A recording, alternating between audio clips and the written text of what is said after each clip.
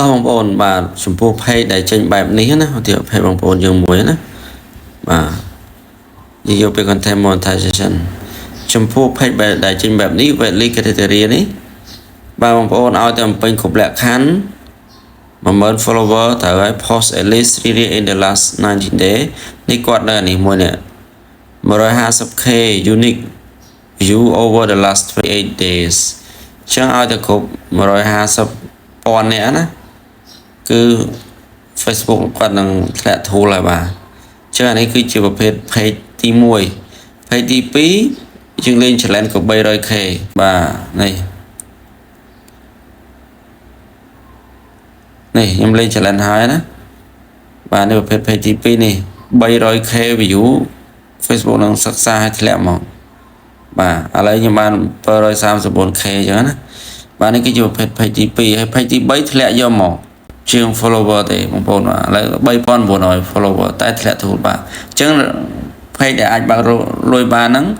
មាន3លក្ខខណ្ឌហ្នឹងបងប្អូនបាទ3គំរូហ្នឹង3ប្រភេទហ្នឹងផងដែរបាទអញ្ចឹងសរុបមកការរកលុយតាម Facebook គឺបងប្អូនមានប្រភេទ page ចំនួន3ប្រភេទ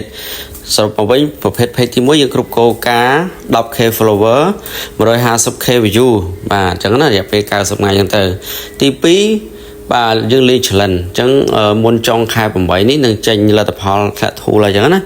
ទី3គឺធ្លាក់យកមកឲ្យតែ page យើង reach គឺធ្លាក់យកមកហ្នឹងពីមុនមកគឺគេឲ្យពេញនិយមទី3តែឥឡូវ Facebook update មាន2ណាថែមទៀតអញ្ចឹងបាទបើសិនជាបងប្អូនខ្ជិលក្នុងការរងចាំយូរបងប្អូនអាចទិញ page រកលុយស្រាប់ត្រឹមតែ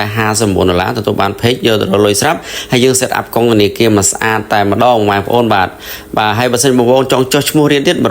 149សរុបទាំងទិញ page ទាំងរៀន219បាទគឺយើងគ្រប់គ្រងរហូតដល់3ខែបរិញ្ញាបត្រការកាត់តវីដេអូកាត់តរូបភាពផុសថ្មី20ផ្ទុះក៏ដូចជាបងប្អូនដែលចាប់អារម្មណ៍ជាមួយនឹងការលក់អីវ៉ាន់ដាច់លើអនឡាញមួយខែ$49ស្មើមួយថ្ងៃ$1500ទទួលបាន page ចំនួន 3k follower free បាទយកទៅលក់អនឡាញហើយយើងប្រឹក្សាយោបល់ដាក់ក្នុងក្រុមចាប់ពីម៉ោង8ព្រឹកដល់ម៉ោង8យប់មាន free មេរៀនកាត់តវីដេអូបាទកាត់តរូបភាពរបៀបផុសថ្មី20ផ្ទុះស្រាប់តែម្ដងបាទហើយបងប្អូនដែលចង់ទិញ account លក់បាទយកទៅបូតខ្លួនឯងក៏យើងមានផងដែរសម្រាប់ព័ត៌មានបងប្អូនអាចឆាតចូល page បានសូមអរគុណ